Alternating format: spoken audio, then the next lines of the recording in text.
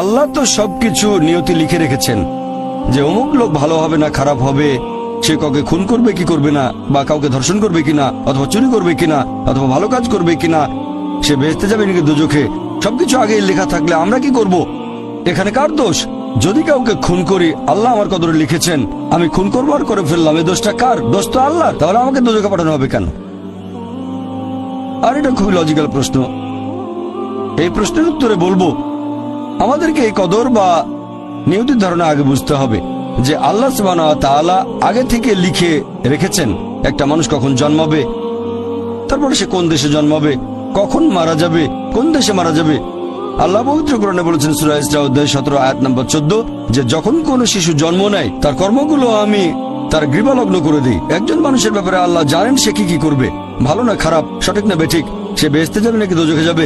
যে ধরেন একটা ক্লাসে একজন টিচার পড়াচ্ছেন 100 জন ছাত্রকে প্রায় 1 বছর ধরে, আর পরীক্ষা শুরুর আগে টিচার অনুমান করলেন যে এই ছাত্রটা এবারের পরীক্ষায় ফার্স্ট হবে, ফার্স্ট ক্লাস ফার্স্ট, এই ছাত্র পাবে সেকেন্ড ক্লাস, এই ছাত্র করবে ফেল।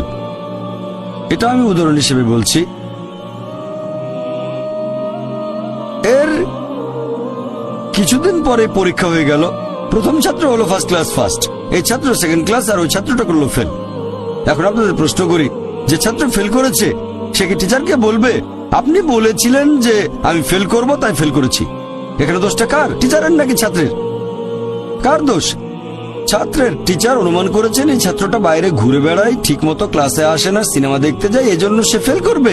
ওই ছাত্র মোটামুটি মাঝারি, এই ছাত্র খুব মেধাবী, অনেক পরিশ্রম করে, তাই টিচার পরীক্ষা শুরু হওয়ার আগে অনুমান করেছেন এই ছাত্র হবে ফার্স্ট ক্লাস ফার্স্ট, এই ছাত্র সেকেন্ড ক্লাস, ওই ছাত্র ফেল। তারপর আসলে ওই ছেলে ফার্স্ট ক্লাস ফার্স্ট, এই ছেলে সেকেন্ড ক্লাস, আর ওই ছাত্র ফেল। টিচার অনুমান করেছেন, তার মানে এই না যে দোষটা টিচারেরই হবে। টিচার সবাইকে পড়িয়েছেন সঠিকভাবে, সমানভাবে। একইভাবে আল্লাহ সুবহানাহু ওয়া তাআলার আছে ইলমে গায়েব, তিনি ভবিষ্যৎ সম্পর্কে জানেন। কিছু জিনিস ঠিক করা আছে যে এই লোকটা জন্মাবে অমুক দেশে, জন্মাবে অমুক দিনে, আর সে মারা যাবে অমুক দেশে অমুক তারিখে, ইত্যাদি ইত্যাদি। তার পরিবেশ ধনী হবে নাকি গরিব হবে, তবে পছন্দটা এখানে আপনার। যেমন ধরেন 12 স্ট্যান্ডার্ড পাস করার পরে অপশন আপনার হয়তো ইঞ্জিনিয়ার হবেন, অথবা ডাক্তার হবেন, বা একজন আইনজীবী। এখানে পছন্দ আপনার, ঠিক করলেন আপনি হবেন ইঞ্জিনিয়ার। এখন আল্লাহ এটা আগে থেকেই জানেন যে 12 স্ট্যান্ডার্ড পাস করার পরে আপনি ইঞ্জিনিয়ার হওয়ার চেষ্টা করবেন, তাই আল্লাহ আগে লিখে রেখেছেন। ব্যাপারটা এমন না যে আল্লাহ লিখে রেখেছেন বলে আপনি বেছে নিচ্ছেন, যেহেতু আপনি এটাই বেছে নেবেন তাই আল্লাহ আগে লিখে রেখেছেন। এখানে পছন্দ আপনার, তবে আল্লাহ আপনার পছন্দ জানেন। যেমন ধরেন একটা রাস্তার মোড়ে আসলেন, সামনে 5টা রাস্তা, রোড নাম্বার 1, 2, 3, 4, 5। এখানে পছন্দ আপনার, বেছে নিতে পারেন রোড নাম্বার 1, 2, 3, 4, 5। আপনি গেলেন রোড 2-এ, এটা আগে থেকেই লেখা আছে আপনার নিয়তিতে যে আপনি যাবেন 2 নম্বর রোডে। ব্যাপারটা এমন না যে আল্লাহ লিখেছেন বলে আপনি করছেন, যেহেতু আপনি এটাই বেছে নেবেন তাই আল্লাহ আগে লিখে রেখেছেন। তাহলে পছন্দ আপনার। আপনি চাইলে টাকা উপার্জন করতে পারেন ভালো কাজের মাধ্যমে, হালাল উপায়ে, অথবা পারেন চুরি করে হারাম উপায়ে, পছন্দ আপনার।